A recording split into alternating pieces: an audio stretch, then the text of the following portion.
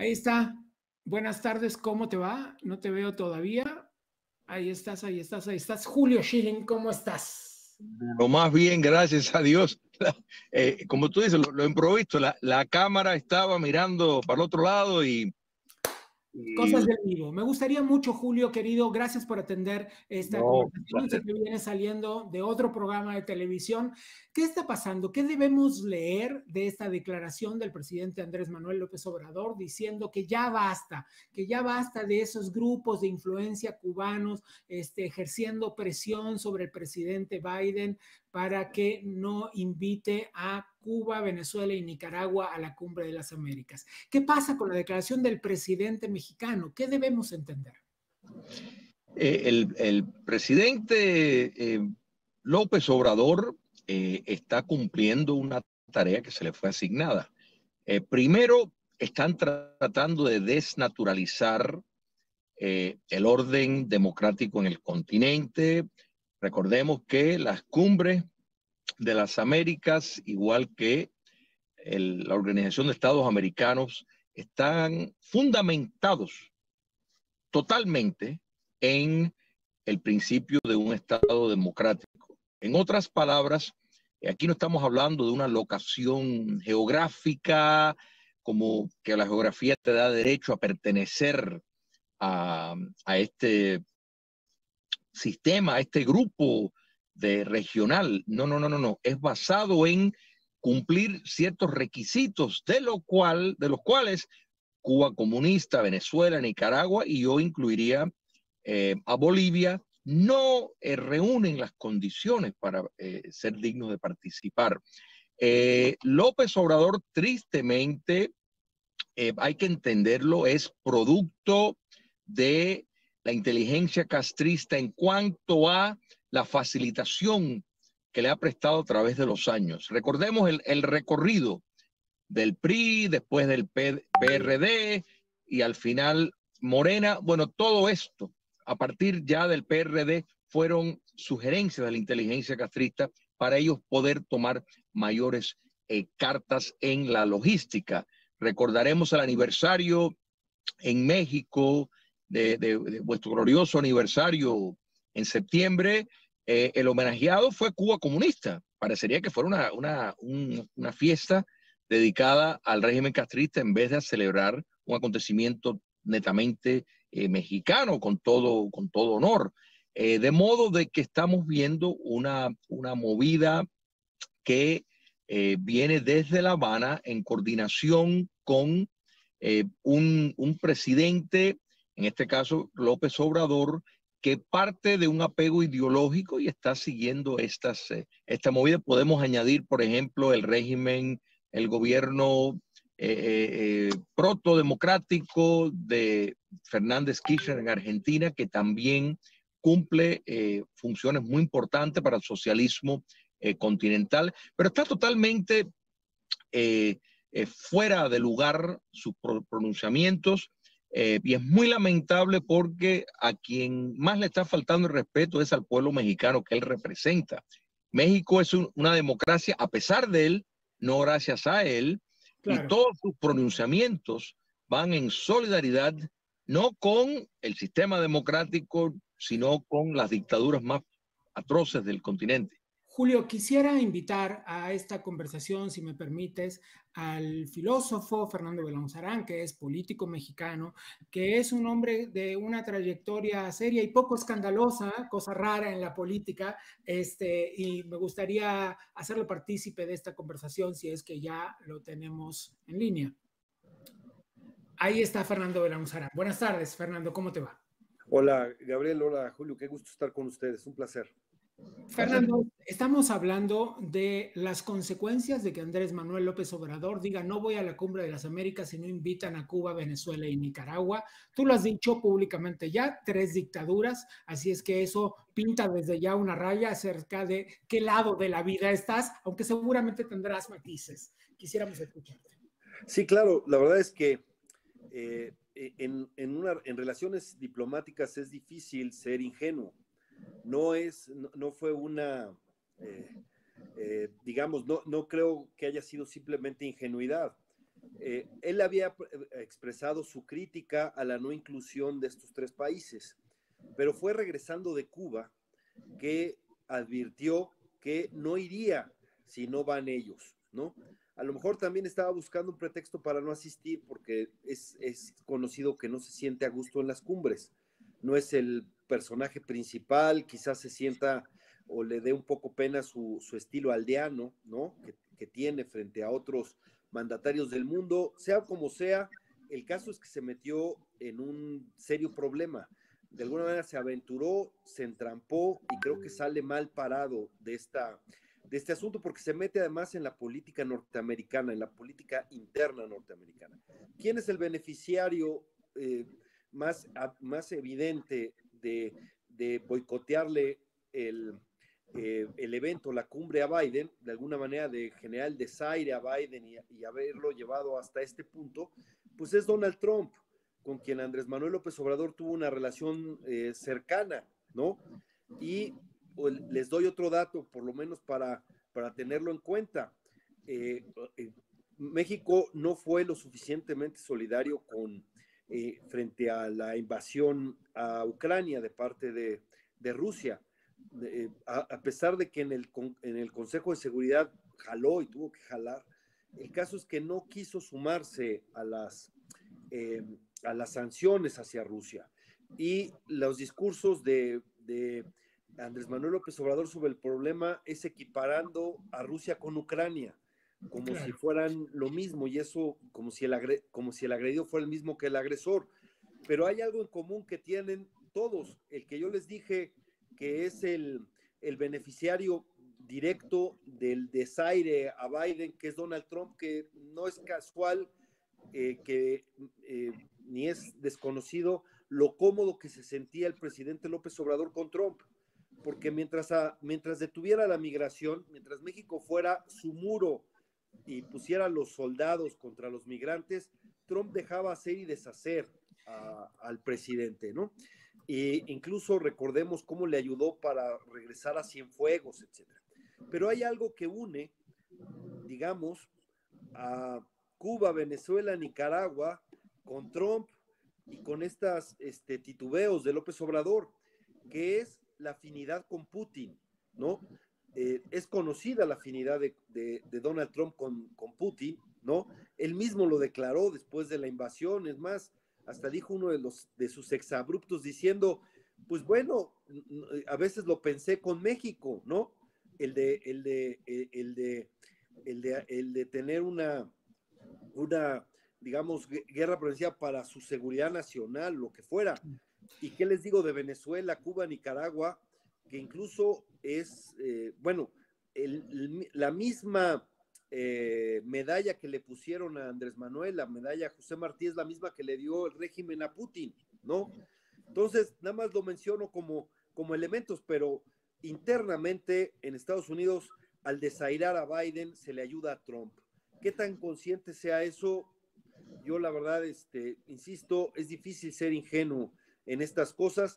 Lo que sí es que lo que es lamentable es que siendo la migración un tema prioritario para México, pues la voz de nuestro país en la Cumbre de las Américas pasa al segundo nivel, porque no es lo mismo que hable el presidente a que hable el canciller sobre este tema. Julio, me gustaría escuchar tus... ¿Cómo no? Sí. Mira, dos puntos de discreción con lo pronunciado por Fernando. Yo creo que López Obrador siente un desdén tanto por Donald Trump como por Joe Biden. La gran diferencia es que a Trump le tenía más respeto o miedo y no lo tiene por Joe Biden. Pero sí es muy importante señalar una cosa. El presidente que más ayudó al dictador Vladimir Putin fue Barack Obama. Fue el que le negó la asistencia de armas a Ucrania, fue el que desmanteló el escudo de misil que la administración de Bush hijo había comenzado para proteger contra misiles, fue quien le facilitó acceso a uranio norteamericano. En cambio, el presidente Trump le vendió armas a Ucrania. el mejor testigo que tuvo el presidente Trump en el juicio que le hicieron fue el presidente Zelensky, que dijo que él no se sentía presionado para nada. Sí concuerdo, yo creo que tal vez en ese sentido es lo que Fernando puede estar aludiendo, que se presta a una cierta y falsa imagen, y eso es que Trump no ha sido lo suficientemente riguroso en atacar verbalmente al dictador Putin. Yo creo que eso no concuerdo con él, que en cambio el presidente Biden sí lo ha hecho y eso lo aplaudo. Es más, yo creo que esto se podía haber evitado si los Estados Unidos hubiera hecho ejercicios en conjunto con las Fuerzas Armadas ucranianas a priori. O sea, cuando se están precisamente montando los invasores rusos en la frontera con Ucrania, la OTAN y los Estados Unidos debían de haber, a invitación de Ucrania, haber hecho ejercicios en conjunto y demostrado una solidaridad mucho más fuerte. Yo creo que la ayuda a Ucrania, que repito, por aquí tengo, no sé, la bandera ucraniana por acá, yo creo que si le han dado por la valentía y otras cosas más que no voy a decir que tiene el presidente Zelensky y el bravo pueblo ucraniano, pero debían de haber dado las armas que le están dando ahora, se lo debían de haber dado al principio y eso hubiera salvado muchas vidas y se hubiera podido tomar acciones preventivas. Pero yo creo que en cuanto a la cumbre, el presidente López Obrador está, o sea, están captando cuando el presidente Biden tiene una frontera abierta prácticamente a invitación y se usa los éxodos migratorios como arma para inundar los Estados Unidos de potenciales votantes en el futuro. Esto lo lee la izquierda radical, de la cual viene y es parte López Obrador. Fernando, ¿quisieras decir algo sobre eso antes de que los regrese a México con la siguiente pregunta? No, bueno, es interesante. Yo sé que Julio está interesante. El asunto de los vínculos de Trump con Putin y la elección, y acá es un debate larguísimo en Estados Unidos. No tiene caso reeditarlo aquí. Es algo polémico. Obviamente se dicen, dependiendo de cuál es el lugar donde se encuentre, si se es prodemócrata, pro-republicano, etcétera. Pero bueno, eso que se hace a lo de menos. Para México, lo fundamental es que desaprovechamos un foro y nos buscamos un pleito. No solo la pregunta es, ¿tiene un costo político para México? Porque ya dejemos para López Obrador, que sí importa, pero importa más el costo que tiene para México esta ausencia y esta alineación de López Obrador con Cuba. Sí, por supuesto. El primer costo es obviamente el hecho de que Estados Unidos pues pierde la confianza en México, no lo ve como aliado, porque la verdad es que es un poco, hace el papel de aguafiestas, le hace el papel de aguafiestas a Biden cuando quería mostrar pues un liderazgo en la región. Eso pues es evidente. Un punto clave de cómo se ha deteriorado la relación es cuando John Kerry dice, saliendo de una reunión en Palacio Nacional, le declara a los medios cuál era el acuerdo que llegó con el presidente mexicano, de hacer una comisión sobre las implicaciones de la reforma eléctrica. No sé si te acuerdas. Sí. Eso pues es una falta diplomática y no lo va a cometer un funcionario o una persona con tantas tablas, tanta tradición en el servicio exterior. Si lo hizo es porque pasó algo, le perdieron la confianza al gobierno mexicano. Y por eso lo declara a los medios de comunicación. Efectivamente, al día siguiente, Andrés Manuel dice, bueno, él lo planteó, yo me quedé callado y que me haya quedado callado no es que yo lo haya asentido, ¿no? Pero ahí te das cuenta, fue clave el asunto de la pérdida de confianza que hay. Y peor aún, además, la verdad es que México se está enemistando con el Congreso norteamericano, tanto con demócratas como con republicanos en el Congreso. Y eso también puede tener consecuencias, ¿no? Y me parece ayúdanos a leer esto que está diciendo Fernando, que es interesante. Ayúdanos, Julio, a entender qué tan largo es este proceso y qué tan grave. Mira, concuerdo en en lo que está estableciendo Fernando. Y mira, voy a añadir que yo creo que esto es una gran oportunidad para la oposición en México de entender el peligro de un presidente como López Obrador para la democracia mexicana, porque se está consolidando directamente con países que no le benefician a México en absolutamente nada.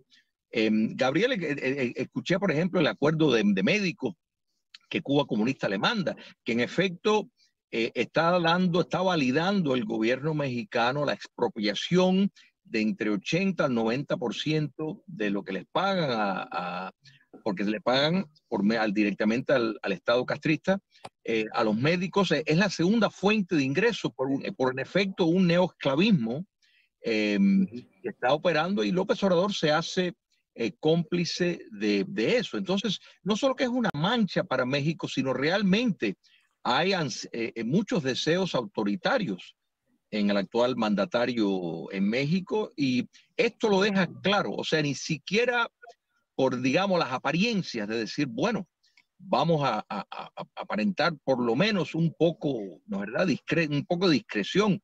Absolutamente nada. Directamente sí, Fernando ha hablado mucho del autoritarismo.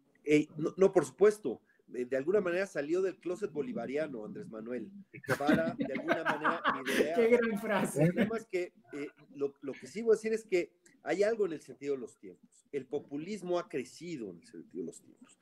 A lo mejor en algún punto discrepa aquí con Julio o tengamos alguna visión, pero yo pongo en la bolsa populista, pues no solo a Cuba, Nicaragua, Venezuela, algunos aliados como Honduras, como Guatemala, como creo que ya dije Bolivia, como Argentina, etcétera. También pongo a Bolsonaro, ¿no?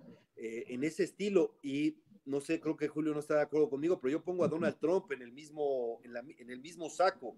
Estos que se aprovechan de las formas democráticas, del sistema democrático, suben en los peldaños, y ya que están en el poder, pues bueno, ya les estorban esos límites, y de alguna manera buscan socavar y desacreditan a la prensa, desacreditan a los opositores, polarizan. Ese estilo está ese estilo con, digamos, de la posverdad, con las noticias falsas, etcétera, el manejo de redes sociales para eso. Hay un estilo, y no solo en América, en el mundo, ¿no? Lo vemos en Hungría con Orbán, en Turquía, en Polonia, en otros países del mundo. Este populismo y liberal, para usar la palabra de Orbán, de cómo lo ha establecido, esta democracia, entre comillas, y liberal, que va en contra de los valores de la democracia liberal, y de esto, me parece que eso está avanzando, ¿no?, en el mundo, y nos vamos a encontrar con que, quizás esto también sea polémico, en Colombia están en disputa dos modelos populistas, ¿no? Bueno, y si uno ve el tipo pero de discurso, la semana pasada, nuestro programa de la semana pasada fue precisamente sobre los resultados electorales en Colombia, y alguien decía, alguno de las personas que estaba conversando con nosotros decía, bueno, es que no hay uno bueno, hay uno que es menos peor. Sí, bueno, yo digo un elemento curioso.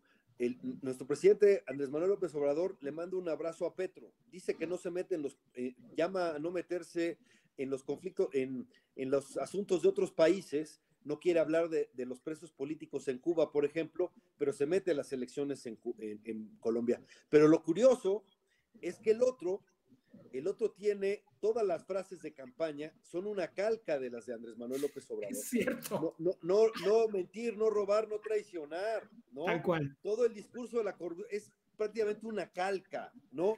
Y eso es lo que me refiero cuando el populismo tenga o se reivindique de izquierda o derecha, tienen un discurso común. Quizás no sea ni de derecha ni de izquierda este populismo, pero usan porque eso es para una discusión académica más profunda, pero lo que voy es... Yo alquilaría un balcón para verlos a ustedes dos conversando al respecto. Okay, pero... quisiera llevarlos a la última pregunta de la tarde, porque sé que a ambos les estoy robando tiempo, y es yo quisiera que me ayuden a dejar un mensaje claro sobre cuánto debe preocuparse en la población mexicana por esta ya evidente alianza entre Andrés Manuel López Obrador y el modelo castrista. Julio. Mira, es sumamente preocupante porque la frase de que López Obrador salió del closet es muy cierto. Yo creo que eso ya lo vimos a lo descarado en septiembre del año pasado, cuando Cuba Comunista fue el homenajeado de honor en vez de la celebración importante mexicana. Yo creo que el pueblo mexicano tiene que realmente hacer una reflexión seria de que López Obrador no es un socialdemócrata. No. Es un socialista que desea imponer un régimen autoritario. Gracias a Dios que salió presidente no en la década de los 60 o los 70, que si hubiera sido el caso, probablemente hubiera llevado México a un camino mucho más severo. Pero el pueblo mexicano tiene que ver esto como una señal clara.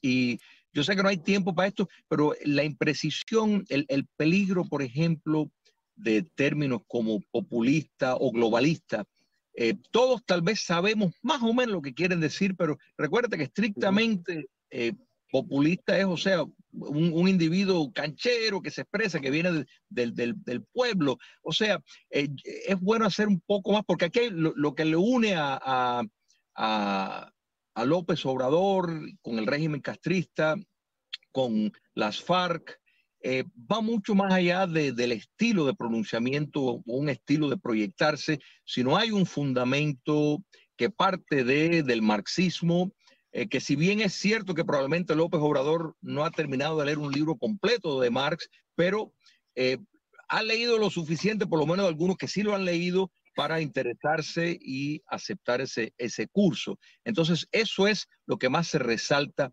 de esto. La cumbre, francamente, no va a extrañar la presencia del presidente mexicano, no porque no está ahí la presencia de México está ahí con ese pueblo solidario de la democracia, que es la gran parte de ese pueblo mexicano, pero sí el liderazgo lamentablemente ha tomado una partida muy identificada con lo peor del hemisferio occidental. Y yo creo que, repito, la oposición mexicana tiene que rescatar y tomar esto como un punto de partida y no olvidar, no perdonar. Y mira, la doctrina Betancourt, que surge de Rómulo Betancourt, que no tildeaba ni a la derecha ni a la izquierda, pues trazó un camino de darle la espalda a regímenes dictatoriales, no importa si eran de derecha o de izquierda. Ese es el curso que se debe de seguir. Y si esta es la visión de López Obrador para el continente, imagínate lo que él quisiera hacer con México. Los mexicanos tienen que tomar medidas serias para evitar que Morena gane terreno. Fernando. Sí, bueno, la verdad es que yo veo a López Obrador con mayor complejidad, a pesar de que efectivamente decidió ser líder del bolivarianismo, etcétera, y que ha defendido a los dictadores en cierto modo, porque él busca en restaurar un régimen autoritario en México y quiere que no se metan con él, ¿no? Quiere volver a la hegemonía de un solo partido y acabar con las alternancias, eso es clarísimo, ¿no? Y lo quiere hacer de la mano de las Fuerzas Armadas, por eso las ha empoderado de tal manera, ¿no? No solamente en la seguridad pública, sino en un montón de cosas. Pero es más complejo, yo no le llamaría socialista porque la verdad es que se lleva muy bien con los grandes magnates mexicanos, tiene una extraordinaria relación con ellos. Dijo una vez, ninguno de ellos ha perdido dinero conmigo, y de alguna manera tiene razón, aunque es cierto que no da certeza jurídica a las inversiones, es caprichoso, es cosa así. Es algo curioso, moralmente sumamente conservador, ¿no? Eso también es conocido, ¿no? Y doy un elemento, con la pandemia, el mundo volteó a ver a Keynes y empezó a pues, sacar dinero para mantener la planta productiva, para que no quebraran las empresas, para apoyar a que la gente se quedara en casa. Bueno, en ese sentido, quien mantuvo, digamos, la ortodoxia neoliberal, entre comillas, fue López Obrador. No quiso sacar dinero ni sostener la planta productiva. En este asunto de disciplina macroeconómica que es tan al contrario de la otra escuela, digamos, ¿no? Entonces, quiero decir que es un poco complejo, estamos pagando esas consecuencias. El desempleo en México creció muchísimo, tronaron muchísimas empresas precisamente porque no quiso hacer lo que prácticamente todo el mundo, incluso gobiernos que uno podría decir, este gobierno es de derecha, no va a sacar la máquina para mantener la planta productiva, lo hicieron, voltearon a ver. Pero digamos, también lo hizo Trump. Keynes. Lo hizo Trump. Sí, claro. Por supuesto, en México no. En México no. En México, solo para que la gente tenga en cuenta, les voy a dar un dato duro. Por ejemplo, ahora que, entre comillas, nacionalizó el litio, que ya estaba nacionalizado, ¿no? Lo que hizo Lázaro Cárdenas cuando hizo la expropiación petrolera fue eso, expropiar la industria del petróleo. Aquí ni siquiera había eso, pero ni siquiera expropió nada. Lo único que hizo fue decir, no voy a dar concesiones, ¿no? Y lo puso ni siquiera en la Constitución, lo puso en una ley, es pura propaganda, pues, ¿no? Lo que digo nada más es para que lo relacionemos, es un tipo más complejo, pero en lo que sí estamos de acuerdo es que es profundamente autoritario y que estoy de acuerdo que dos valores fundamentales que debe tener la integración es la democracia y la libertad, ¿no? Apoyar, y eso me parece que es, por supuesto hay que ahondar en el término, es lo que amenazan los populismos de cualquier signo, ¿no? La democracia y las libertades. Julio. Mira, lo que pasa es que la noción del socialista como una persona que nada más que piensa en la propiedad pública y una economía totalmente estatizada, y eso quedó atrás hace mucho tiempo. O sea, hoy en día el comunista es empresario y ejerce el capitalismo de Estado. No es un capitalismo, es un capitalismo desnaturalizado en el sentido de que no existe un Estado de Derecho, no existe una competencia válida, pero si miramos China, si miramos a Vietnam, miramos Cuba comunista, donde el 75% de la economía está dirigida por empresas castristas, en el sector turístico es el 90%. O sea, mira, incluso mira, en la Unión Soviética, todos los que estaban en el poder vivían como capitalistas. O sea, habían riqueza para sus esposas, sus amantes, sus hijos. Ellos tenían artículos de lujo, vivían como en el occidente, en una sociedad comunista. O sea que ese espejismo de que para ser socialista hay que abrazar, para el verso público sí, la igualación, toda esta bobería, pero en el fondo no lo practican. Y Deng Xiaoping, igual que lo hizo mucho antes Vladimir Lenin con su nueva política económica, entendieron bien que había que utilizar el sector privado para que fuera el motor del proyecto socialista. Recordemos que Marx, el punto del marxismo es concluir con la alienación. O sea, ese es el punto fundamental. Y Marx fue el primero que dijo que lo que importa es la acción revolucionaria, no el dogma teórico. Entonces, Deng Xiaoping hizo referencia a eso, y los vietnamitas, para poder moverte exitosamente en China, para ser periodista, para tener cualquier puesto, tienes que dar fidelidad al marxismo, leninismo, maoísmo. De eso no hay desviación. Quien haga lo contrario va a ser despojado de su riqueza y le van a echar cargos de corrupción o cualquier otra cosa y va a perderlo todo. O sea que el socialista hoy en día se manifiesta en términos muy, muy diferentes. López Obrador está alimentando a las Fuerzas Armadas para que no le den un golpe y está cooptando el sector empresarial. El modelo dictatorial del Foro de Sao Paulo, que lo vemos en Venezuela, en Nicaragua, en Bolivia, funciona de esa forma. La razón por la cual tanto en Brasil como en Ecuador no se pudo enraigar fue precisamente en el caso de Brasil porque personas como Bolsonaro, que trabajaban en la inteligencia militar, entendían bien el proyecto y le frustraron el intento de cooptar las Fuerzas Armadas, que es un mecanismo necesario. En Ecuador tampoco fueron cooptadas las Fuerzas Armadas. Es más, las Fuerzas Armadas ecuatorianas le dijeron directamente al presidente Correa, cuidado con el salirte mucho del plato porque te sacamos del poder.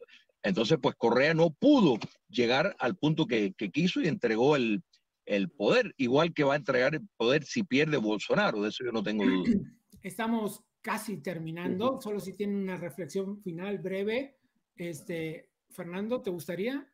Sí, mira, yo la verdad es que creo que el tema más que nada es libertad y democracia. Y para que la libertad y la democracia puedan perdurar, es correcto que tengamos que de alguna manera pensar en nuestras sociedades. El populismo crece en la desigualdad y en la injusticia, ¿no? Eso es de la indignación. El voto de la indignación es el que los empodera.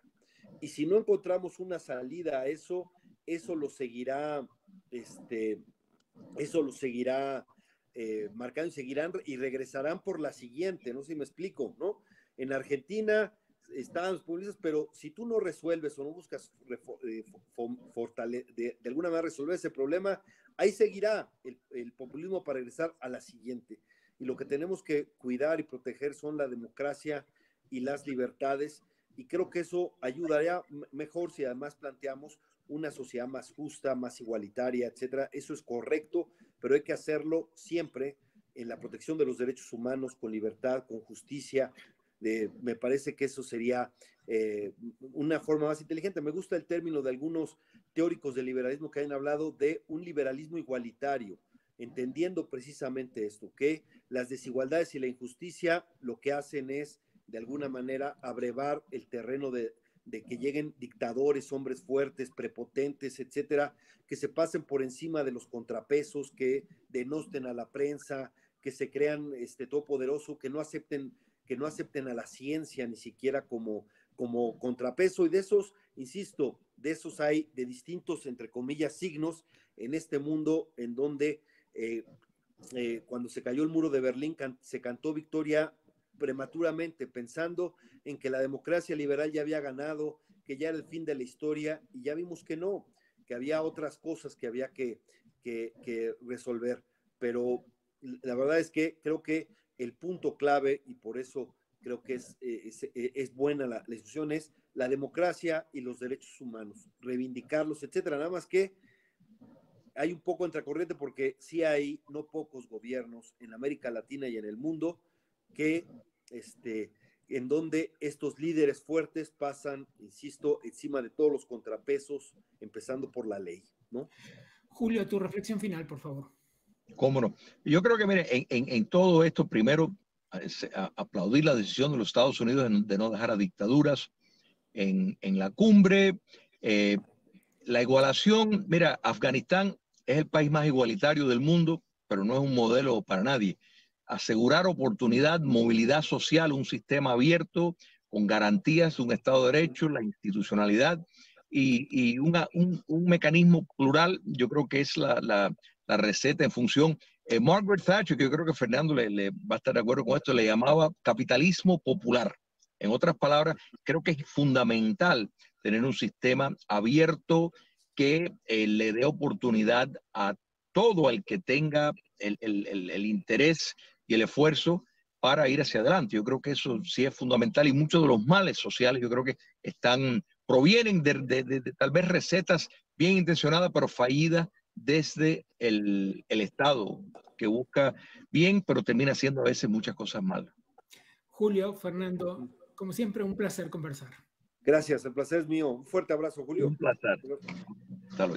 Muy bien, estamos ya sobre el final del programa. Esto es Contracorriente. Yo soy Gabriel Bauduco y agradezco, como siempre, que nos hayan acompañado a todas las personas a través de la transmisión en YouTube. Denle clic a la campanita, suscríbanse al canal, pongan el pulgar hacia arriba y nos vemos la próxima.